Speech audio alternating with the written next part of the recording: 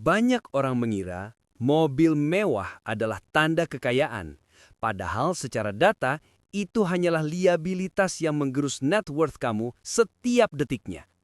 Aku ingin kita mulai dengan satu kenyataan pahit yang sering dikaburkan oleh algoritma media sosial. Di era sekarang, terlihat kaya itu jauh lebih murah dan mudah daripada benar-benar menjadi kaya secara finansial. Fenomena ini aku sebut sebagai kaya semu atau fake wealth. Coba kamu perhatikan sekeliling kamu.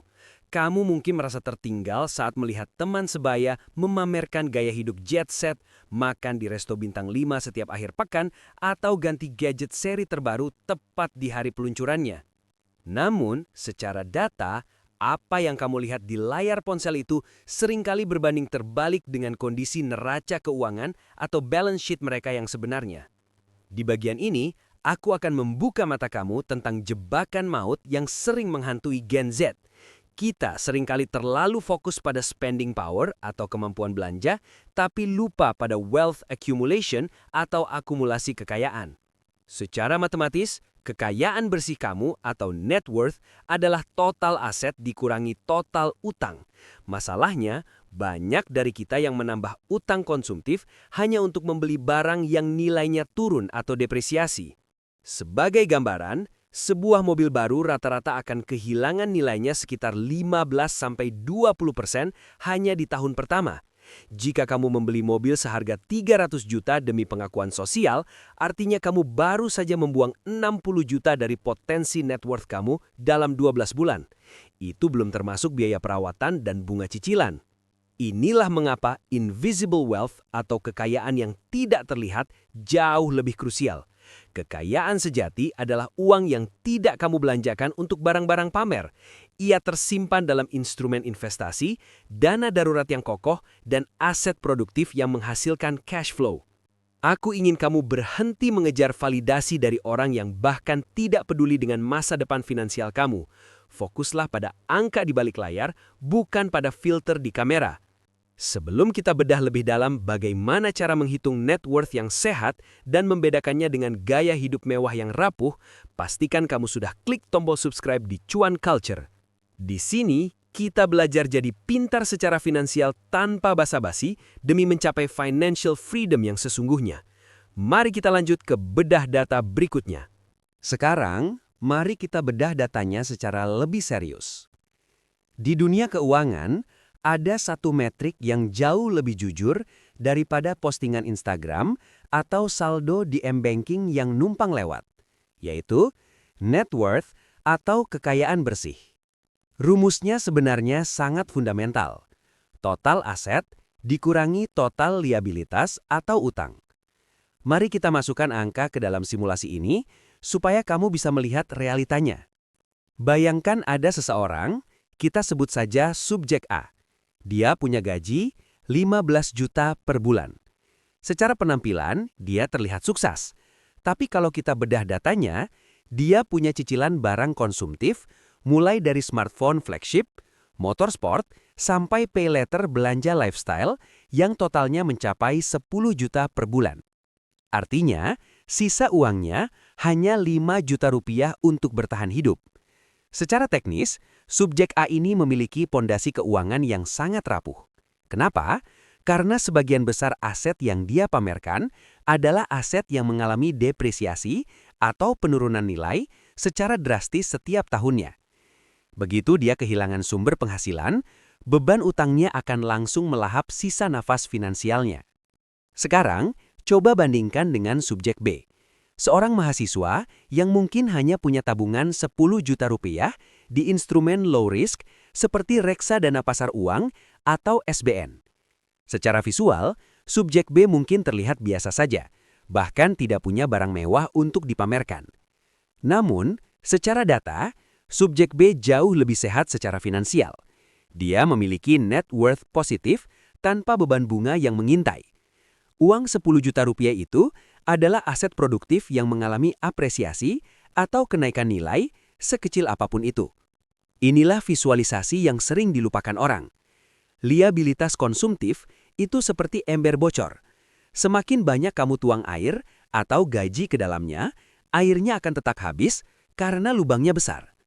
Sedangkan aset produktif adalah benih. Mungkin awalnya kecil dan tidak terlihat keren, tapi dia tumbuh dan memberikan imbal hasil secara konsisten. Pahami ini baik-baik. Kaya itu adalah apa yang tidak terlihat. Orang yang benar-benar punya net worth tinggi, fokus pada akumulasi aset yang nilainya naik, bukan pada barang-barang yang nilainya turun 20% begitu kamu bawa keluar dari toko. Jadi, kamu mau pilih yang mana? Terlihat kaya dengan fondasi rapuh, atau membangun kekayaan yang sesungguhnya secara perlahan?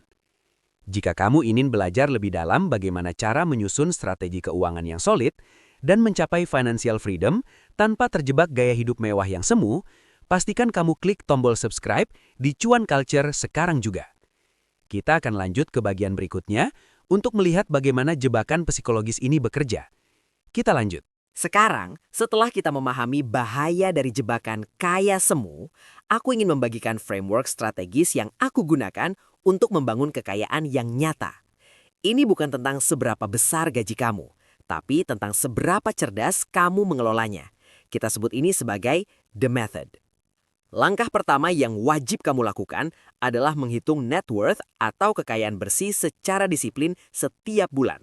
Banyak orang terjebak merasa kaya karena melihat saldo tabungan, padahal utang kartu kreditnya lebih besar. Rumusnya sederhana, total aset dikurangi total liabilitas atau utang. Aku sarankan kamu punya catatan khusus, entah itu di Excel atau aplikasi pencatat keuangan. Dengan melihat angka net worth tumbuh setiap bulan, kamu punya data objektif bahwa kamu benar-benar menuju kaya, bukan sekedar merasa kaya karena baru gajian. Kedua, ada aturan emas yang sering aku tekankan. Batasi lifestyle inflation maksimal 10% dari kenaikan income. Masalah terbesar Gen Z dan milenial adalah ketika gaji naik 1 juta rupiah, gaya hidupnya naik 1,5 juta rupiah. Di Cuan Culture, kita pakai logika yang berbeda. Kalau gaji kamu naik 1 juta rupiah, kamu hanya boleh menaikkan standar gaya hidup kamu sebesar 100 ribu rupiah saja.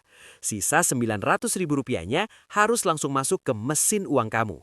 Ingat, tujuan kita adalah membeli kebebasan, bukan membeli validasi dari orang lain. Langkah ketiga, alokasikan minimal 30% dari total pendapatan kamu ke aset produktif. Aku sangat menyarankan instrumen yang membuat uang kamu bekerja secara otomatis seperti SBN atau index fund. Strategi ini memastikan bahwa aset kamu terus bertumbuh melalui compounding interest, tanpa kamu harus memantaunya setiap detik. Fokuslah pada pertumbuhan jangka panjang. Kepuasan instan dari membeli barang mewah mungkin bertahan 1 minggu, tapi keamanan finansial dari aset produktif akan menjaga kamu seumur hidup. Aku ingin kamu berhenti fokus pada apa yang terlihat di luar dan mulai fokus pada apa yang ada di dalam portfolio kamu. Membangun kekayaan itu maraton, bukan sprint.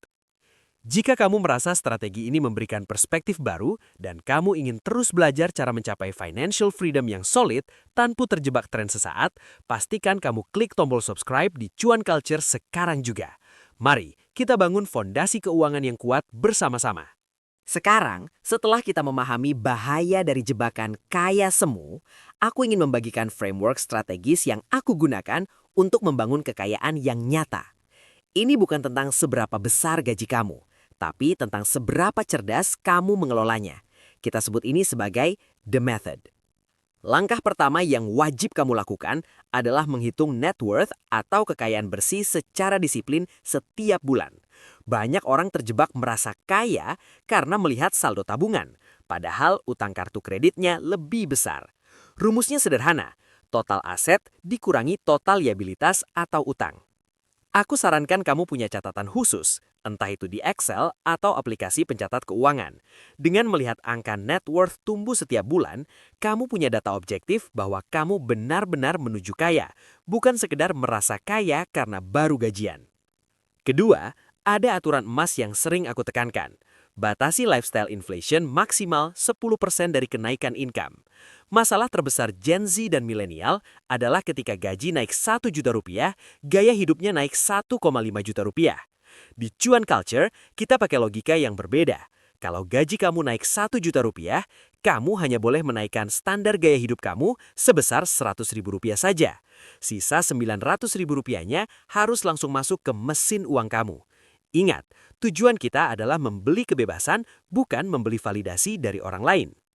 Langkah ketiga, alokasikan minimal 30% dari total pendapatan kamu ke aset produktif. Aku sangat menyarankan instrumen yang membuat uang kamu bekerja secara otomatis seperti SBN atau index fund.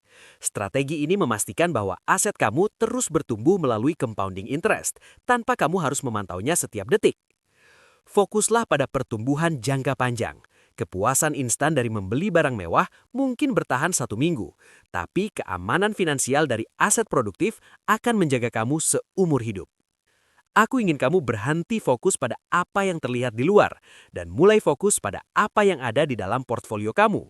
Membangun kekayaan itu maraton, bukan sprint.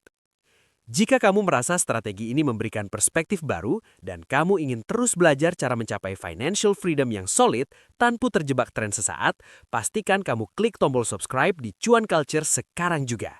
Mari kita bangun fondasi keuangan yang kuat bersama-sama. Sekarang, aku mau berbagi satu strategi praktis yang aku sebut sebagai FOMO Shield atau perisai anti-FOMO. Strategi ini adalah simulasi psikologis yang sering aku gunakan untuk meredam keinginan belanja impulsif. Aku ingin memperkenalkan kamu pada aturan wait 48 hours.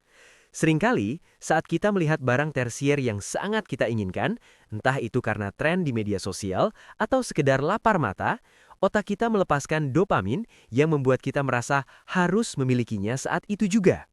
Tapi, aku minta kamu untuk berhenti sejenak. Jika kamu melihat barang yang harganya lumayan mahal, tunggu 48 jam sebelum kamu benar-benar melakukan check out. Mengapa harus 48 jam? Secara data psikologis, keputusan yang didorong oleh emosi biasanya akan meluruh intensitasnya setelah 2 hari.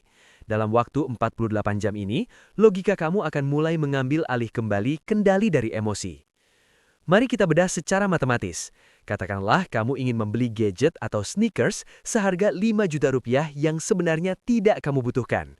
Jika kamu menerapkan aturan 48 jam dan akhirnya memutuskan untuk tidak membelinya, lalu kamu alihkan uang tersebut ke aset produktif seperti reksadana atau instrumen investasi lainnya dengan rata-rata return 6-8% per tahun, mari kita lihat apa yang terjadi. Dalam 10 tahun, uang 5 juta rupiah tadi tanpa kamu tambah sepeser pun bisa tumbuh menjadi sekitar 9 juta rupiah hingga 10.700.000 rupiah berkat kekuatan compounding interest. Sekarang bandingkan dengan barang tersier tadi. Dalam 10 tahun, nilai barang tersebut mungkin sudah menyusut drastis, rusak, atau bahkan sudah kamu buang. Dengan melakukan simulasi ini setiap kali ingin belanja, aku sebenarnya sedang melatih kamu untuk melihat opportunity cost atau biaya kesempatan. Setiap rupiah yang kamu habiskan untuk gaya hidup mewah yang semu adalah rupiah yang hilang dari potensi masa depan kamu. Ini adalah cara aku menjaga agar net worth kamu tetap sehat dan terus bertumbuh secara organik. Membangun kekayaan yang nyata memang membutuhkan disiplin, tapi hasilnya akan jauh lebih memuaskan daripada sekedar validasi sementara di media sosial. Kalau kamu merasa perspektif ini membantu kamu untuk lebih bijak mengelola keuangan, jangan lupa untuk klik tombol subscribe di Cuan Culture. Kita akan terus bedah data dan strategi untuk membantu kamu mencapai financial freedom yang sesungguhnya. Mari kita bertumbuh bareng-bareng. Sebagai penutup, aku ingin menekankan satu prinsip dasar yang sering terlupakan. Kekayaan itu sebenarnya bukan tentang apa yang kamu beli atau apa yang kamu pamerkan, tapi tentang seberapa besar kebebasan yang kamu miliki karena aset yang kamu simpan.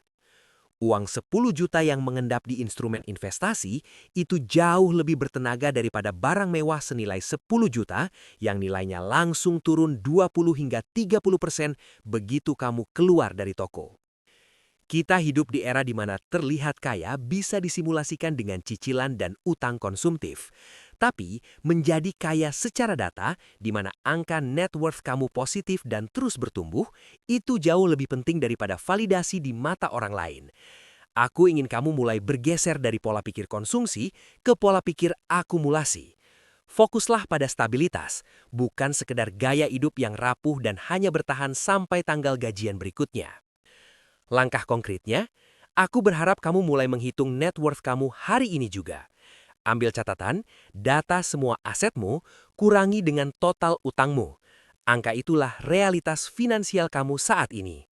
Jangan takut kalau hasilnya masih kecil atau bahkan negatif. Mengakui data adalah langkah pertama menuju perbaikan. Mari kita bangun masa depan yang stabil, bukan sekedar etalase kemewahan yang kosong di dalamnya. Terima kasih sudah menyimak bedah data kita kali ini. Kalau kamu merasa perspektif ini membantu kamu untuk lebih bijak mengelola keuangan dan ingin terus belajar cara membangun kekayaan yang nyata, jangan lupa untuk klik tombol subscribe di Cuan Culture. Kita akan terus konsisten membedah data dan strategi finansial untuk membantu kamu mencapai financial freedom yang sesungguhnya. Mari kita bertumbuh bareng-bareng secara sehat dan organik. Aku tunggu di video selanjutnya.